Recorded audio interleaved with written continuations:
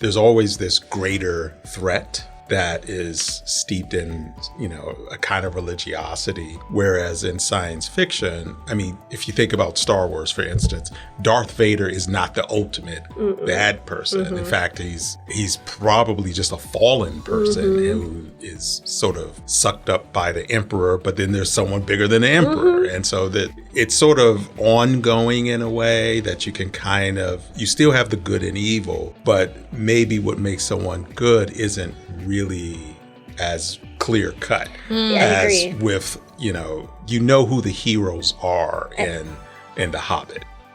All right. Hi, everyone. This is Laura Yu. I'm here with my friends, Sylvia Lee and Kofi Adisa. Hello. Hello. For another discussion of bookish stuff, very casually.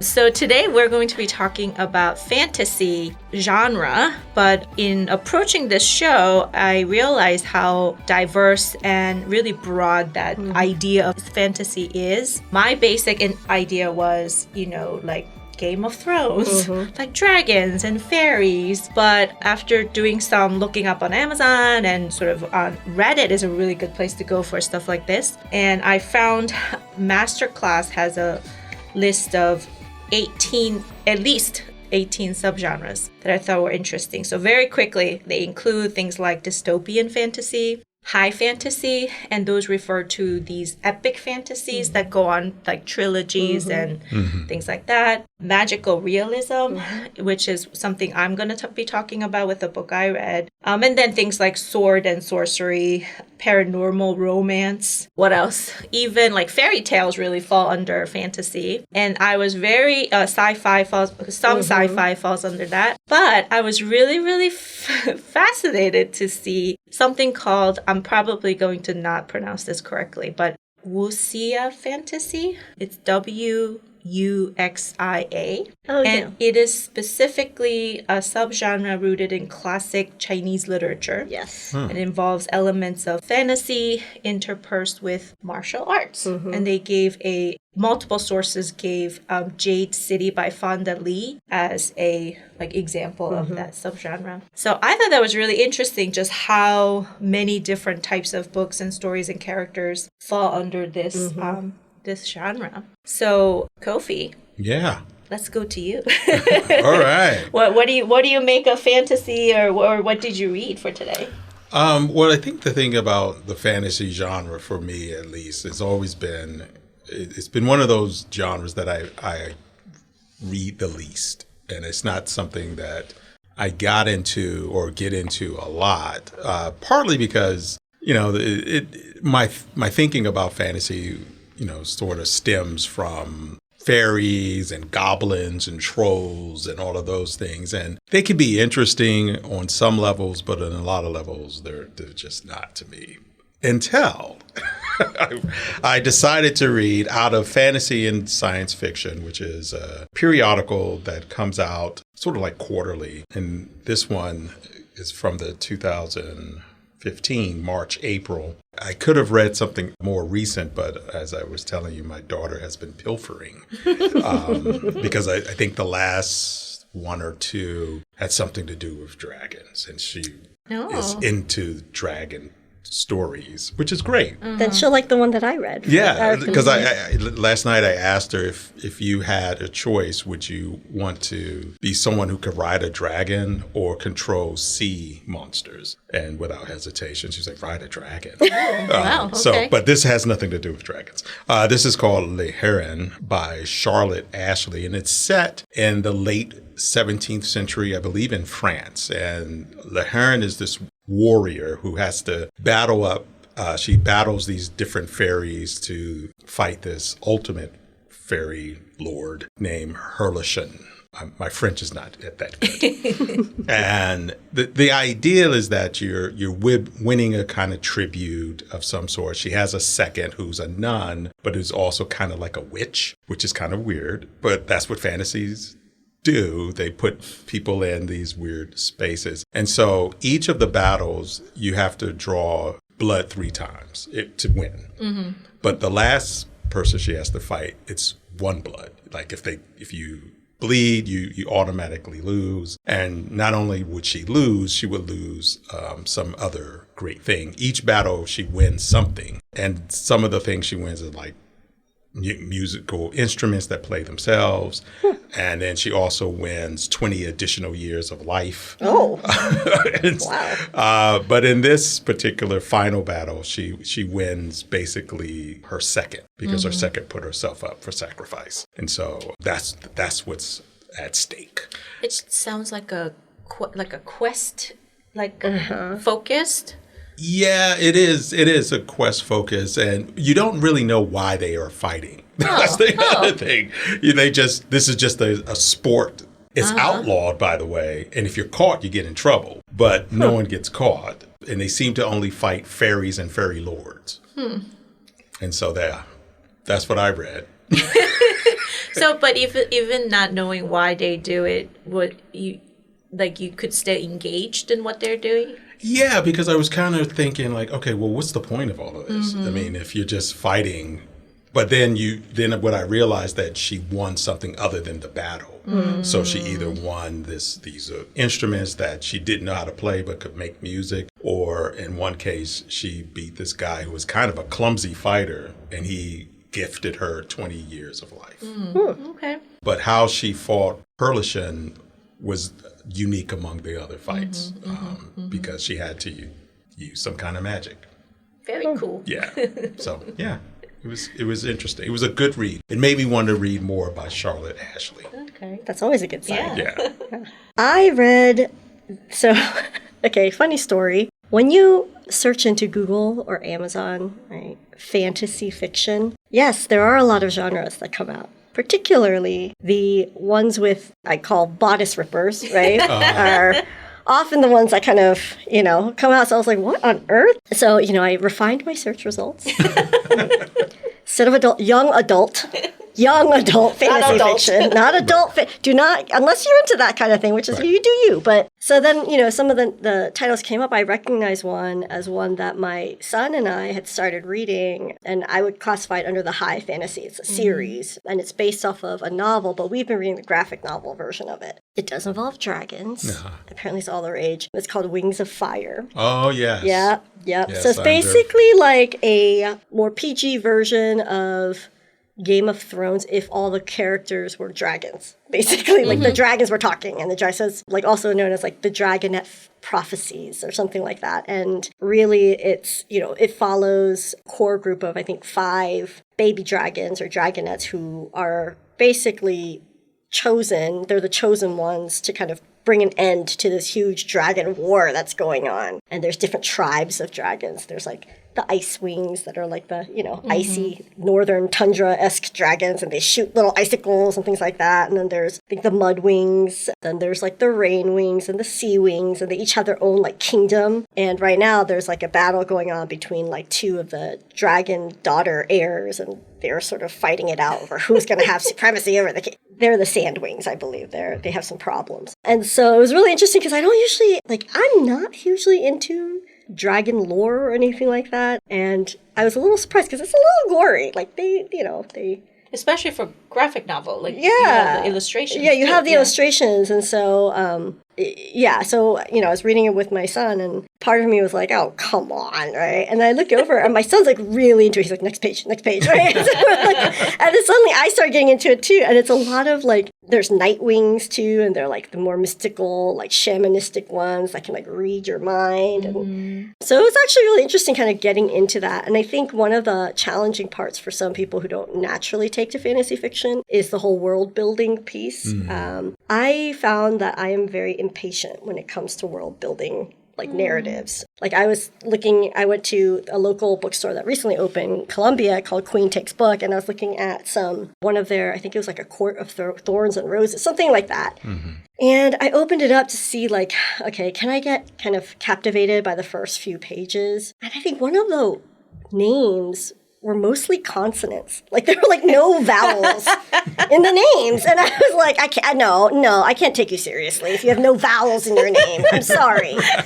That's so strict, Sylvia. I know. I mean, like, come on, so, and it was long. I was like, oh, no. I can't keep coming back to this character with no vowels in their name. So like, I found I'm very impatient. Even when I remember reading The Hobbit, which I guess is like high fantasy as well. It's like a series. And I love The Lord of the Rings, like, as a series, as a thing. But even I remember when I was, in 6th grade and we read The Hobbit for the first time, I was like very impatient with Bilbo.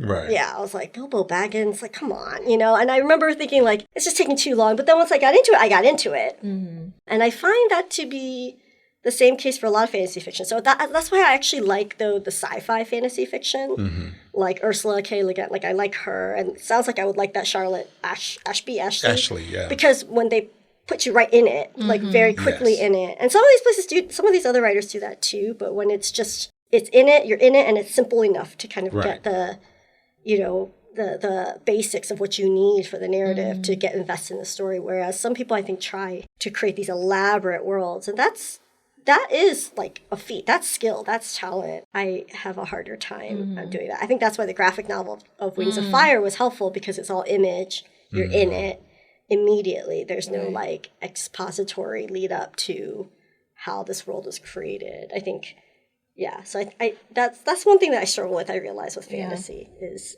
kind of getting into that world.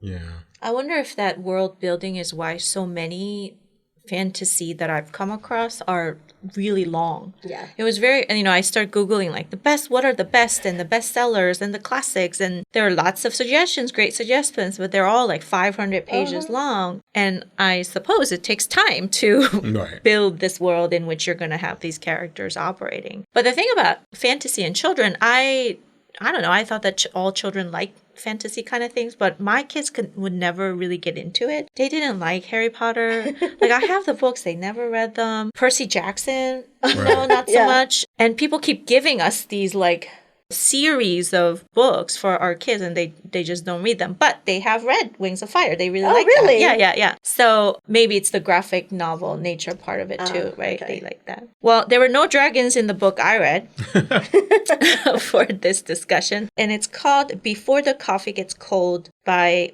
Toshikazu Kawaguchi. And it seems like this writer has like many books that it's not like a series, but many books that sort of maybe fall under this kind of storytelling. But basically it's a time travel. Why did I choose a time travel? I have a hard time following time travel. But there's a coffee shop. It's modern Japan, right? Okay. There's a coffee shop. Very small basement, has few tables, and the idea is that there is one chair in this coffee shop, and if you sit in it, you can travel back in time, and you have to come back. And the hostess pours you a fresh cup of coffee, and that sets the things in motion, and then you go back in time, but you only go back to time in the coffee shop. So you will go back to some point in the coffee shop when you were there before with someone who's been there before with you, right? So it's a very limited sort of scope. And then you have to come back before the coffee gets cold. And that's the title. Yeah, so I guess it falls under magical realism because of that element. And then there is like a ghost. Like, so what happens if you don't come back, right? Like you fail to finish your coffee before it gets cold. You become a ghost who like you live in that chair for all eternity. So there's like a lady there who's always there, and you can only sit in that chair when she goes to the bathroom once a day. As ghosts are wont to do. That's correct. They have to go to the bathroom. They need bio breaks too. Yeah. But then what the book didn't answer was, okay, well, there's already a lady there who's sitting there all the time. Well, what if I get stuck and I now become a ghost? Are we like sitting on top of each other? Like, what are we doing? Are we sharing a table? Anyway, but the book doesn't have to answer questions like that. Those are silly questions, right? So, but obviously, it does not go into the mechanics of time travel or anything like that. It doesn't matter. But that's used to tell us stories about these characters who have something that they want to go back to the past for, right? Or about. They want to change or get off their chest or see someone. So I guess because like the tool is the conceit is the time travel, but it wasn't about time travel. It was about these people. I found the stories like really, I think like somewhere I described it maybe on a Facebook post or something as being really kind. The stories are really kind and gentle and kind of sweet. Are they like capsule stories, like each vignettes almost? Okay. So each like chapter or section deals with a new person who wants to go back. But then they're all kind of connected together through the coffee shop and the people who run the coffee shop. So I recommend it. It's beautiful, beautifully written. And actually, I would love to read more by this author. Yeah. So, and apparently there's a lot of magical realism in contemporary Japanese literature. So I want to look more into that. It makes me want to read some Borges because he uses a lot of magical realism. And I remember when I was in grad school, there were people who were like really into it. Yeah. And then it turned me off because it felt like that and post-colonial lit were just like the big things. And I was just sort of like, I don't want to do that. Is he the one who wrote the Axolotl story? Do you know what I'm talking about? No, I don't. I think it is. So actually, I think I picked that out to teach in a course. But it's a very short story about a man who goes to the aquarium like every day or something and just stares at this axolotl. That's what they're called, right? And he does it every day, all the time. And then one day he is the axolotl now looking out at a man.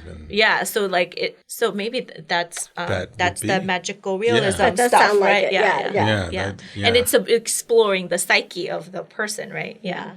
Absolutely, yeah. And I think the thing that I am acutely aware of, and you mentioned about the world building, it happens in sci-fi too. Oh, absolutely. Yeah. But for whatever reason, the suspension of disbelief in sci-fi is greater than that in fantasy for me. I if I know it's sci-fi, I'm willing to just believe everything. Right. Yeah. Because I guess it's so much into the possibility of the future. Absolutely. Whereas fantasy seems to be rooted in something that is tangible, like a culture. It's like in culture, like a coffee shop, or in this case, in this battlefield. It's something that you can kind of, because there used to be duels and there used to be battles, and so you could kind of understand, but not battling with fairies or fairy lords, and that apparently they're not as tricky as you would think a fairy lord would be. They're so easily thwarted. Those fairy lords, amateurs. Yeah, like how did you get a lord? You're so clumsy. But anyway. And so there's something about that I haven't quite figured out, but I know I'm aware of it. Yeah. That if I'm reading Harry Potter, yes, I feel like, oh God, this first 40 pages. But if I'm reading something that's a little more sci-fi-ish, I can't stop reading those pages. Yeah. It's so inviting. I totally hear what you're saying, because I was thinking the same thing, that with sci-fi, I have a lot more patience, I guess, in terms of going along with the world building. But with a lot of that, like the high fantasy, so much of it is rooted in like existing cultural traditions or civilizations, or nations. For example, Tolkien, right? A lot of that's in Western European folklore, right, or tradition. The Wuxia one, the subculture, the Chinese literature, I have heard of that. And there's a whole dress. Actually, at the Ren Fair, people will dress in Wuxia like costume now, and because it's part of that sort of like lore, but it's just cultural. It's happening at the same time, period. And I think that's what it is. Some of it is rooted in a time period. Yeah. That makes me sort of, I just Are get you annoyed. saying Renaissance festivals are going DEI? Or globalizing? I guess. Okay. But I was even reading with Children of Blood and Bone with one guy. And that one's in, African, rooted in African traditions and practices. And it was really cool. That one was actually really cool because I'd never read any fantasy fiction rooted in that way. But at the same time, it took me I just got impatient in a way that I don't with sci-fi. And I'm trying to figure out, even as you're talking, like why, like Dune is like super long and dense and world building. Yeah, but I so love that Me book. too. And I'm like, but why did I have the patience for Dune? Right. But, like barely have patience for this. I'm just like, I'm trying to figure out what is it about science and the imagination versus are like linked to maybe a culture or civilization. Because I think fantasy and science fiction both are just such one of the strongest representations of the power and limitlessness of the human imagination. Right. I'm like, how did they think of this? Like, this is insane to, you're all almost creating mythology, But maybe we tend to implicitly just give more credence to science. That's what I'm wondering. Right? Like we're just kind of built that way or conditioned our brains as much as we are creative people and appreciate creativity as people who love books. I wonder if just we're built to, I don't know, look to science as plausible, right? And possible and future oriented. Whereas I don't know why I think of like fantasy. If I think of those kind of like dragons and things like that, I think of the past, right? Like medieval. Like they happened in the past versus looking to the future. I don't know. I think, but I'm with you. I tend to read more sci-fi than fantasy, I think, and it has to do with that. And also, sci-fi also often are linked with dystopian, which I also enjoy reading. So I think maybe those things go together too. Yeah, the idea of collapsing civilization or a need to go seek out a new world because the old world is dying from like, something. And we can all go, exactly. Plastic. Is plastic's the reason. Climate change. Like when we read The Unkindness of Ghosts, right? Like that's one that would like kind of have one leg in fantasy and one leg in sci-fi. That's right. But I really enjoyed that because it was like, the world has collapsed and now they've built an artificial baby sun, but they've still created the same caste system, you know, and that serves you right, human's gonna human, right? But like, to me, that kind of moral, like, and questioning is really fascinating. I think that might be what it is, actually. That's a component of it. In science fiction, there's always a component of moral or ethical questioning, right? Like, whereas I think in fantasy there is, but it presents differently, I suppose. Right. Yeah, I would say that there's with fantasy, and in by no mean or no stretch of the imagination, I am a fantasy expert, but it almost always seems to deal with power and the structure and power structure. It is good versus a genuine evil. Someone taking over, battle. And so, you think about Tolkien or you think about some of the others, there's always this greater threat that is steeped in, a kind of religiosity. Whereas in science fiction, I mean, if you think about Star Wars, for instance, Darth Vader is not the ultimate bad person. In fact, he's probably just a fallen person who is sort of sucked up by the Emperor, but then there's someone bigger than the Emperor. And so that it's sort of ongoing in a way that you can you still have the good and evil, but maybe what makes someone good isn't really as clear cut as with, you know who the heroes are in The Hobbit. And I think in the full Star Wars universe, now that we have the expanded Star Wars universe, I've been watching a lot of Star Wars with the kids. They're like obsessed right now. I really, that actually came out to me that it's beyond just good and evil, dark side and light side, right? Because you see a lot of characters making morally questionable choices. Even beforehand, I think everyone hates on the episodes 1, 2, and 3.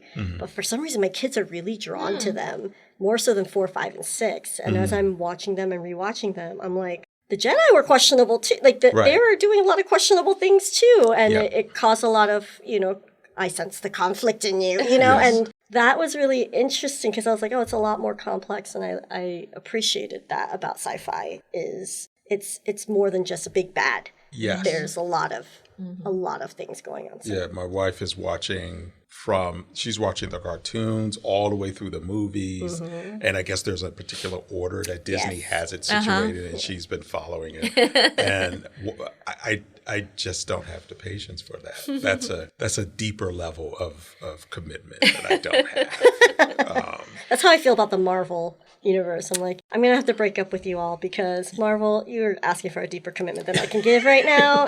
One of the lists that I look at actually included, and it was much more detailed than the 18 from Masterclass, but it included superhero fantasy as a subgenre, and there's all of that. The other two that I thought of that are really popular, I think, are big subgenres. One is alternate history, Yes.